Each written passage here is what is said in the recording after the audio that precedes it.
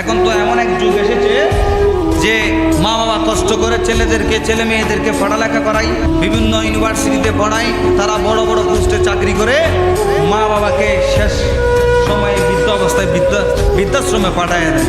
কিন্তু আমাদের রাসূল বলেছেন, মায়ের পায়ের নিচে সন্তানের জান্নাত, মাতা পিতার সাথে সৎ ব্যবহার করার জন্য। ওয়াকাদা রাব্বুকা আল্লা তা'বুদু ওয়া বিল ওয়ালিদাইনি ইহসানা, যে তোমরা মা বাবার সাথে, ওয়া বিল ওয়ালিদাইনি ইহসানা, তোমাদের জন্মদাতা পিতা মাতার সাথে তোমরা সদাচরণ করো, ভালো ব্যবহার করো। কিন্তু আমরা মা বাবার সাথে মা বাবার অন্তরের একটু কষ্ট হলে এই কষ্ট আল্লাহর আরশের মধ্যে লেগে যায়।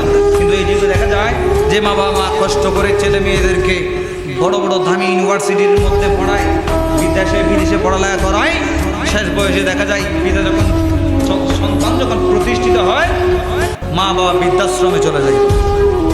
আছে না নাই? এইরকম এখন দেশের মধ্যে অনেকগুলো বৃদ্ধাশ্রম হয়ে যাচ্ছে। ইসলামের মধ্যে বৃদ্ধাশ্রমের কোনো স্থান নাই।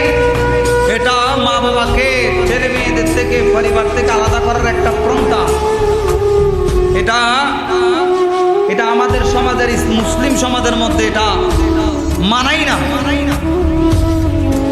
ইউরোপ আমেরিকার দিকে দেখেন, ওখানে সবচেয়ে বেশি বৃদ্ধাশ্রম।